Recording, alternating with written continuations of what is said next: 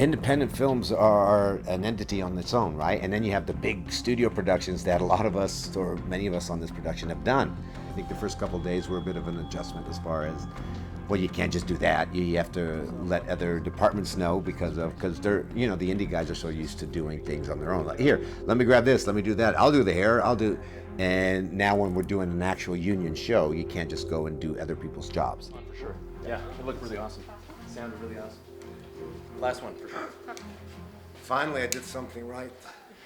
Excellent. Having dipped my toes in the bigger budget style versus my indie background, I can say there's definitely pros and cons between both.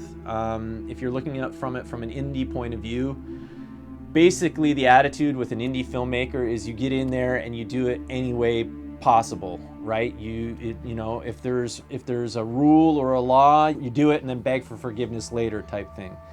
And once you get into these bigger things, it's a little bit harder to start doing this stuff. You have people who are in charge of making sure that you don't do those things. And I found that a little frustrating on this one, just because it's the first time I've really run into like red tape.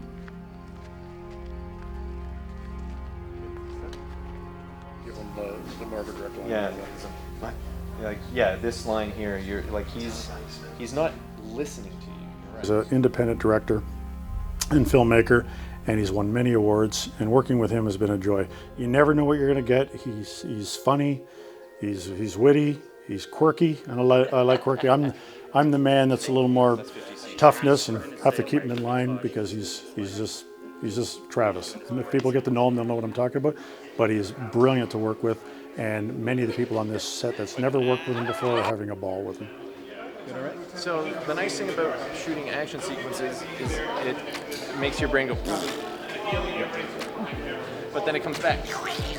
There's a difference when you get on set and you see the director and he knows first of all who you are because he's been on the casting and runs over to say hi and give you a big hug, as opposed to seeing the director and they're just like, who are you? You're like, no, I'm playing, and they're like, oh, okay, and then they're busy, they're too busy. So. Travis did not do that. So right out of the hop, I could tell he was gonna be cool. Yeah. So when you two are doing your face-off, just wait until she cues you to get the horns and unlock the horns and part. It gives his actors free rein to explore, to flex a little bit in terms of what's possible and move, and he'll work around that.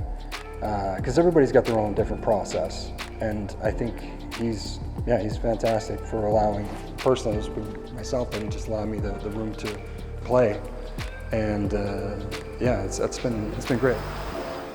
Did you get your old buddy?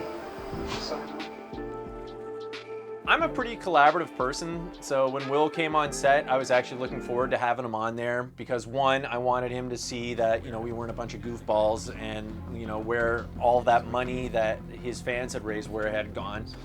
And two, for him to actually see his character come alive. Like, he and I had talked, you know, for about a year about this, and so I'm excited. So I go to imagine the guy who actually wrote the character for the last, you know, 10, 12 years of his life, seeing him live would be exciting as well. And so, you know, Will went in there and he had his notes about how a scene would play out or whatever, and you know, as long as those things landed in a way that made sense, doesn't matter to me if Will had those notes or if a production assistant had a note. I'm always about making sure that the film can be as good as it can be. A script is never 100% finished, and particularly when it comes to the day of shooting, you might see things that aren't quite working, you want to tweak them a little bit, and especially with this one, you know, we've had various aspects of the script that have moved slightly one way or the other, and I was able to come in and make some suggestions on how we can maybe fix a couple of things or make certain scenes flow better. And it's quite an interesting experience rewriting this story on the fly with the actors getting ready to go, so the pressure's on sometimes. Yeah, let's just keep that line in. Yeah.